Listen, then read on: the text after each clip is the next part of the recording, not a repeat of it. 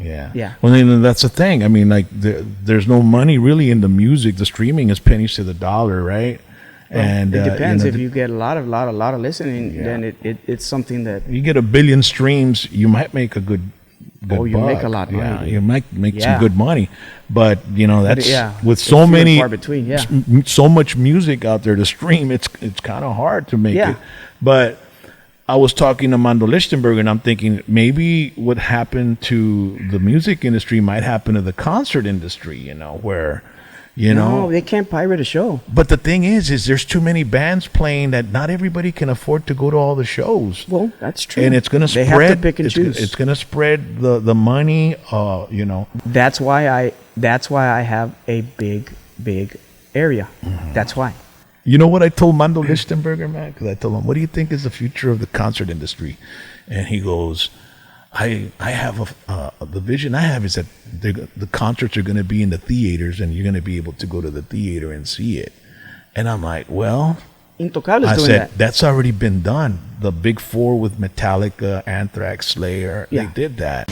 On June 22nd, you can see this historic concert event broadcast via satellite exclusively in select movie theaters. I said, I'm thinking virtual reality and I'm thinking holograms. I said, maybe one of these days La Mafia will be able to do 10 quinceañeras in one night through hologram, you know? Nah, bro. Dude. No. Hey. No. That's You like screwing. That's like screwing a plastic doll, You bro. It's not the same. it- There's nothing that compares with the original. Have you seen the virtual reality? I don't care. I Dude. don't have to see it. It's not skin and bone. Check out what It's not flesh and bone. It's not. It's. I put on a freaking mask Yeah. and I'm standing right in front of Joan Jett. She's performing and singing, and I'm right here like me and you. No, I you're look not. down, I see her feet. I look over there, I see her set list. I look over there, the bass player. I look up, it's like, and then you turn around and you see the stadium full of people. Well, in It's- Mexico, we call that a chaqueta mental. If you want to chaquetearte mentalmente, then go ahead. You know, hey, man. If it saves you $500 for a ticket, you know, because the tickets are so expensive, bro, nowadays, man. You know, I mean, the Shit costs money, Rock. concert tickets. I mean, it costs money to promote. For you to promote a show, you got to go promote it well. That's expensive. There's a lot of overhead. Una chaqueta mental. We'll see. I like that one, bro. I'm gonna use that one, bro. Yeah. Yeah. And then this generation growing up, they're growing up with YouTube. They're growing up with, But Rock, and it's not like us. listen, Rock, we like Rock, that live Are thing. we in agreement that Spotify is pretty much young demo? Right? Older people don't really listen to Spotify across the board. Right? Would you agree with that? I would agree with that. Okay. The older, the smaller the. Right. My Spotify numbers, I'm not trying to brag, they're really, really high for somebody that doesn't put out music or hasn't put out music in a long time. The young people are discovering.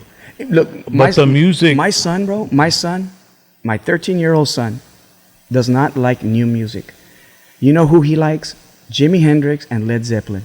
And he plays the guitar and he listens to them all the time. And he says, today's music, Dad, was nowhere near that music. So legacy. a kid like that, because of YouTube and because of social media, has now discovered older music. So my music isn't just for the people that grew up with me. It's for younger people too. And to be real honest with you, have you heard the new music recently? What do you think? Well, Tell me the truth. I listen to different because I'm not. Well, I mean, I'm not a 20-year-old kid. You know Well, what I mean? but I look for music with a little more substance. It's my humble opinion that there's a lot of bands that are not putting out quality stuff. Whether they're getting distraction on social media or Because now or- you can go in and record vocals, and they got a machine to put you in key, dude. I mean, right, but still, it doesn't matter. It still doesn't matter. And does that mean you're gonna hit?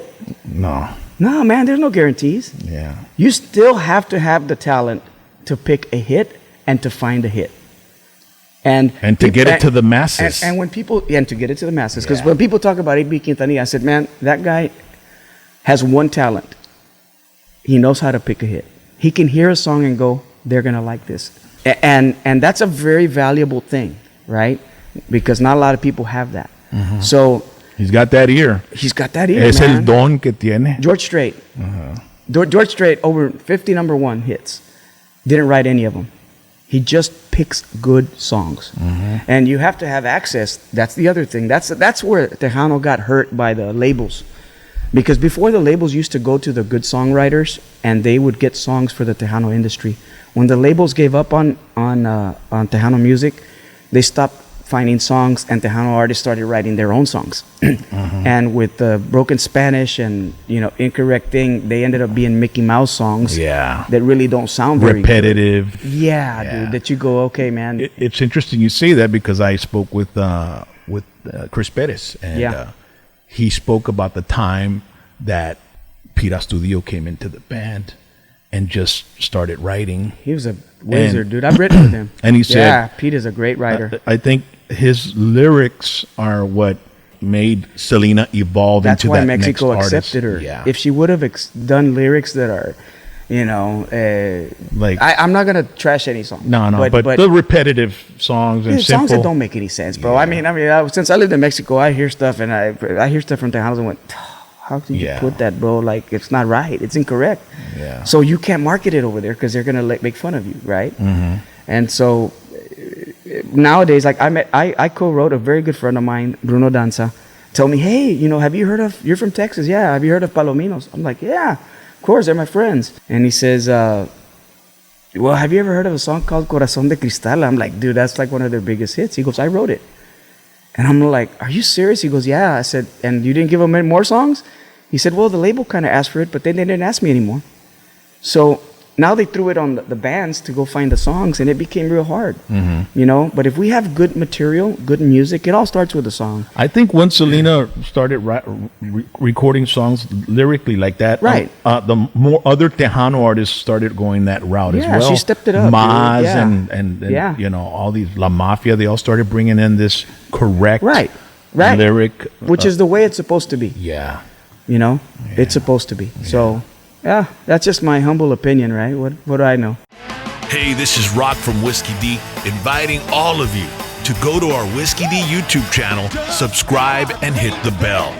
We've been all over Texas, and we take our video cameras with us, along with Emmy Award-winning Sergio Garcia Films, and he films everything, and we share it all with you. So it's like if y'all are hanging out with us on the road. From El Paso to San Elizario to Arlington, Texas, to Hoka, Bandera, Corpus Christi, Houston, Somerville, Texas, Alice, Texas, and our beloved Rio Grande Valley. We've been everywhere, and we're taking you with us. All you gotta do is go to our Whiskey D YouTube channel and click the subscribe button and hit the little bell. So when we upload something, you get notified immediately, and we upload a lot. The Whiskey D YouTube channel with Whiskey D. WhiskeyDBand.com.